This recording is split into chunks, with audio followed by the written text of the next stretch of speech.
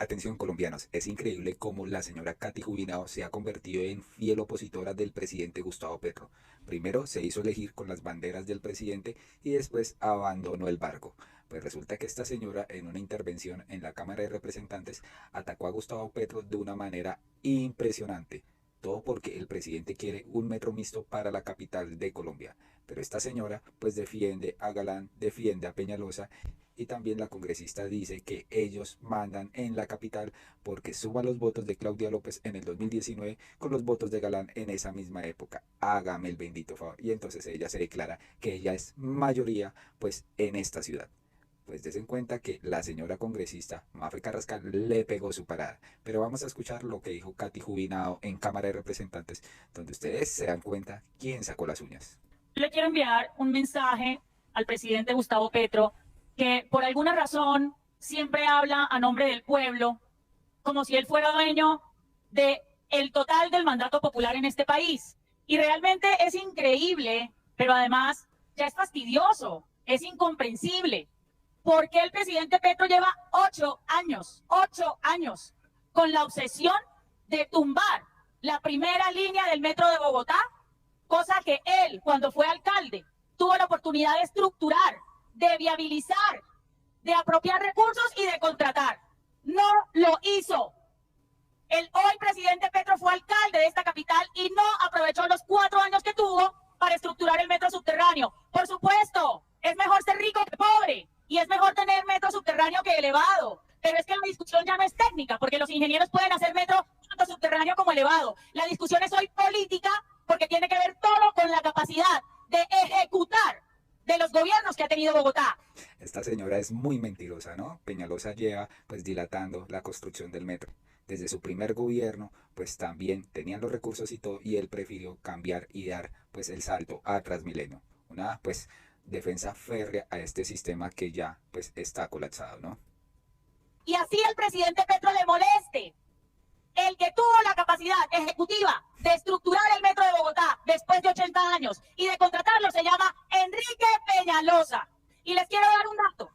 En las elecciones de 2019, cuando ganó Claudia López, entre Claudia López y entonces Carlos Fernando Galán, tuvieron más de 2 millones de votos juntos, lo que significó cerca del 65% de la votación en ese momento. Eso es un mandato clarísimo de centro. Uno podría decir que en 2019 el pueblo y el mandato popular fue para el centro y que Bogotá en ese momento se autodenominó una capital de centro. En cambio, si vemos las elecciones de 2023, pasó lo mismo. Entre Carlos Fernando Galán y Juan Daniel Oviedo, juntos tuvieron más de 2 millones de votos, ya no con el 65% de la votación, sino con el 70% de la votación. ¿Qué les quiero decir con esto? El mandato popular no es de ustedes, señor presidente Petro. El mandato popular de Bogotá es del centro político. Y yo les pido encarecidamente que le permitan al centro hacer lo que la izquierda no pudo.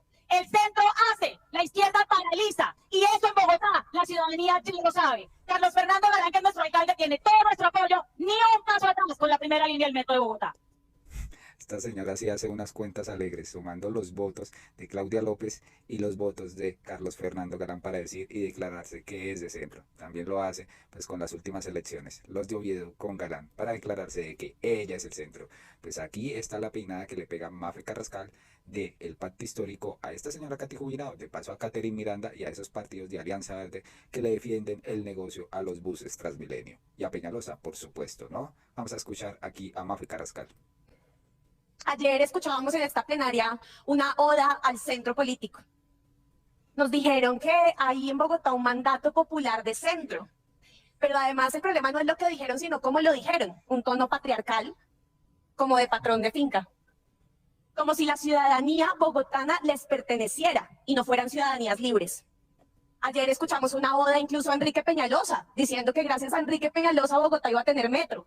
Cuando 2 veces Bogotá se ha quedado sin metro, una en su primer mandato, que vendió el Transmilenio como un sistema de transporte mejor que el metro de Londres. Y luego en su segundo mandato, Peñalosa cambió el objeto y el alcance del metro subterráneo y otra vez volvió a dejar a esta ciudad sin metro.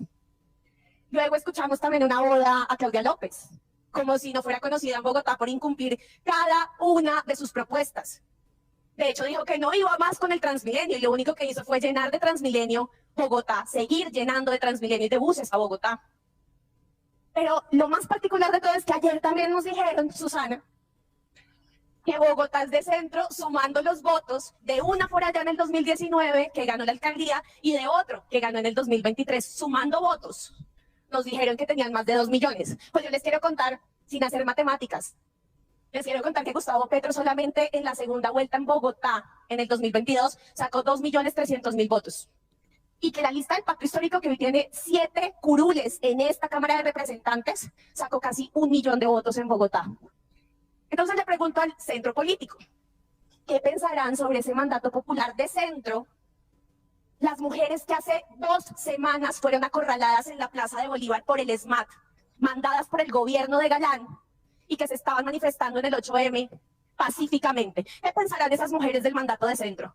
¿Qué pensarán los ambientalistas que perseguía Peñalosa? ¿Qué pensarán también aquellos y aquellas que fueron reprimidos durante el estallido social en Bogotá por Claudia López? Vamos a ver qué piensan ellos y ellas, y no las encuestadoras que pagan para decir que Bogotá es de centro. Preguntémosle a los miles de electores de Galán, hoy decepcionados porque está cogobernando Bogotá con un partido que ni es radical y mucho menos tiene algo de cambio, pero sí muchos cuestionamientos por corrupción. Preguntemos también, presidente, gracias. Preguntémosle a los bogotanos y las bogotanas decepcionadas por un cogobierno con Cambio Radical o con el partido de Uribe y de María Fernanda Cabal, si les parece que eso es ser de centro. Y cierro con esto. Bogotá necesita un metro, no cualquier metro.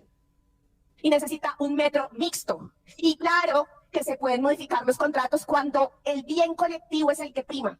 Las familias trabajadoras de este país merecen el mejor metro posible y no un metro adecuado a las necesidades de intereses particulares. Gracias. Bueno, tremenda aquí la intervención de, pues, Mafe Carrascal, que le dijo sus 4 verdades aquí a Katy Jubinado, ¿no? Sumando los votos, somos de centro, mejor dicho. ¿Qué tal? ¿Qué pensarán los bogotanos? ¿Qué pensarán los colombianos al escuchar estas palabras? Y es que, lógicamente, Katy Jubinado alaba a Carlos Fernando Galán. No le hizo ni cosquillas lo que pasó en el Día de la Mujer cuando acorralaron a estas mujeres en la plaza de Bolívar, ¿no? Con toda, pues, esta plaza oscura.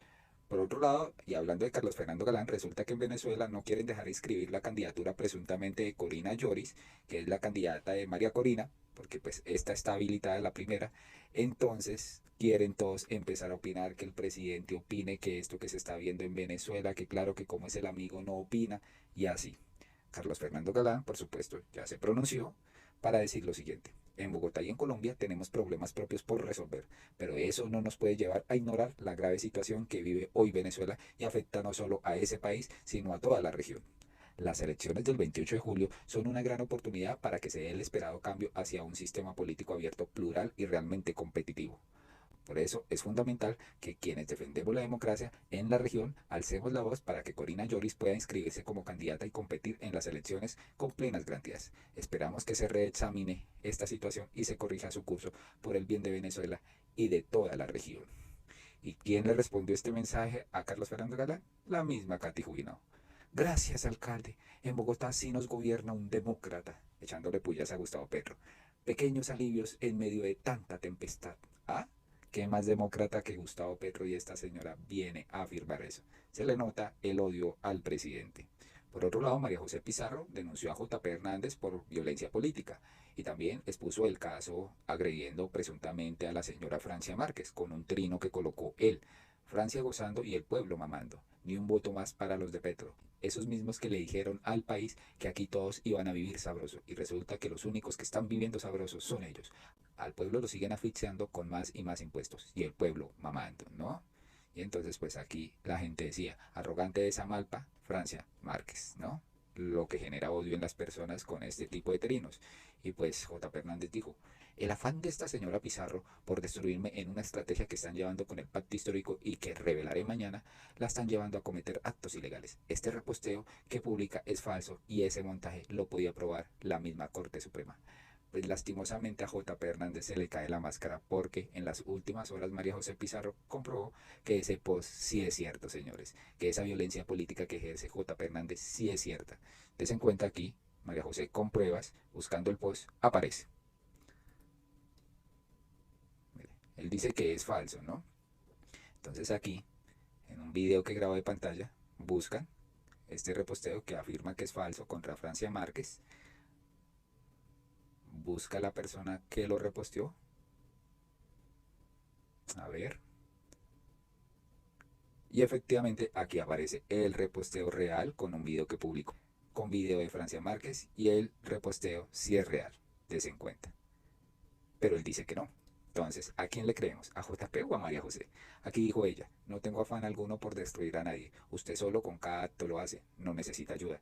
Deje de intimidarme y confundir a la gente. Así quiera tergiversar o borrar evidencia, todo está registrado en su perfil. Cualquier persona, hasta usted, puede corroborar que es cierto. Adelante. En la corte tendrá que responder por violencia política contra las mujeres, señores. Se le complica el tema a JP Hernández, que dice que es mentira, ¿no? El tipo sabe manejar las redes, pero aquí se le fue hondo, señores. Y en otras noticias resulta que Daniel Coronel y Revista Cambio pues revelaron una jugada que hizo la exfiscal Marta Mancera para proteger a la ficha clave Francisco Barbosa en el caso de los pasaportes. Adivinen quién: el exsecretario José Antonio Aguilar. ¿Recuerdan? Este exsecretario que le facultaron funciones en Cancillería y firmó el contrato de pasaportes con Thomas Grenson. Pues sí, señores, al parecer protegieron a este señor. Con una resolución del 20 de febrero, la fiscal Mancera le quitó el caso de los pasaportes a un fiscal anticorrupción que estaba a punto de vincular al proceso a José Antonio Salazar, el exsecretario general de Cancillería que le entregó el contrato de los pasaportes a Thomas Gret. Fue clave este señor en la campaña del exfiscal Francisco Barbosa. Esta es la historia. Hágame el favor. Pues resulta que el 20 de febrero del 2024, 7 días después de posesionarse como fiscal encargada, Marta Mancera firmó una resolución con la que reasignó el caso de los pasaportes, que pasó de un fiscal especializado contra la corrupción a un fiscal delegado ante la Corte Suprema de Justicia. El 20 de febrero del 2024, 7 días después de posesionarse como fiscal encargada, Marta Mancera firmó una resolución con la que reasignó el caso de los pasaportes, que pasó de un fiscal especializado contra la corrupción a una fiscal delegada ante la Corte Suprema de Justicia, posesionada 4 meses antes en ese cargo. La jugada de Mancera, según fuentes cercanas a la investigación, era controlar las decisiones del caso para proteger a quien se convertía en el primer llamado a interrogatorio y al mismo tiempo en el primer vinculado al proceso como presunto responsable de las irregularidades contractuales que permitieron que Thomas Gret ganara la licitación de pasaportes. El protegido era la misma persona que había sido clave en la campaña de Francisco Barbosa a la fiscalía. Para los investigadores que llevaban el caso, era un contrato direccionado contra los principios de la ley y de la contratación. El funcionario protegido es el exsecretario general de Cancillería José Antonio Salazar, encargado de la licitación, a quien en septiembre del año pasado, luego de entregar el contrato a Thomas Gret, fue apartado de sus funciones por orden de Leiva, quien a la postre declaró el proceso desierto, argumentando que se violó el principio de la igualdad y equidad en la participación de todos los oferentes. Sin embargo, ya era tarde para declarar desierto el proceso que había ganado la multinacional, algo que también tienen claro los investigadores. Pues el exsecretario José Antonio Salazar se la jugó para darle el contrato a Thomas Gret, acaso de pronto confiado en que la fiscalía lo protegería por la resolución. El 26 de febrero del 2024, cuando Leiva ya había sido suspendido del cargo y 6 días después de la resolución que expidió Mancera, Salazar recuperó sus funciones por orden del canciller encargado, Luis Gilberto Murillo, ¿no? El 26 de febrero del 2024, cuando Leiva ya había sido suspendido del cargo y 6 días después de la resolución que expidió Mancera, Salazar recuperó sus funciones por orden del canciller encargado, Luis Gilberto Murillo. Después de recuperarlas, firmó otras resoluciones en las que, además de darle el contrato por 600.000 millones de pesos a Thomas Gret, revocó la decisión del ex canciller de declarar desierta la licitación. Las resoluciones se conocieron mientras Murillo estaba en Ginebra, Suiza.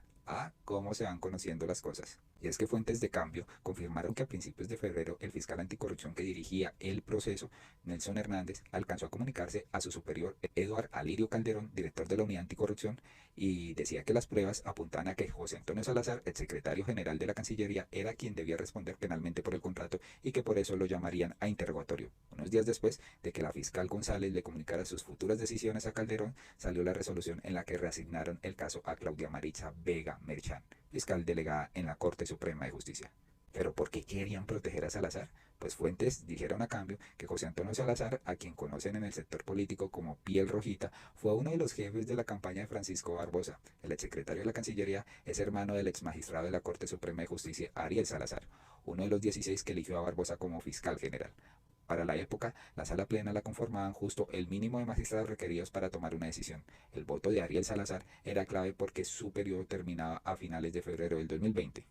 Ariel Salazar apoyó desde el principio a Barbosa según las fuentes por solicitud expresa de su hermano José Antonio Salazar, pero también porque tenían un par de amigos en común que apoyaban la candidatura a la fiscalía del entonces alto consejero para los derechos humanos Francisco Barbosa. ¿Quién? Pues el excontralor Felipe Córdoba y el abogado Juan Alberto Castro, un poderoso combo de paisas. La cercanía de Salazar y Barbosa iba más allá de las amistades compartidas. Ambos fueron asesores de Álvaro Leiva en la estrategia de negociación con las FARC durante el gobierno de Juan Manuel Santos. En conclusión, fue un hombre clave para que Barbosa llegara a la fiscalía. Quizás esa sea una garantía de que al menos en esa administración era un intocable. Entonces aquí conocemos una verdad que revela pues revista Cambio y cómo le cambiaron pues de fiscal a este personaje que lo iban a llevar a interrogatorio. ¿Qué pasó? Pues vamos a ver qué hace la nueva fiscal Luz Adriana Camargo, porque esto no puede quedar así.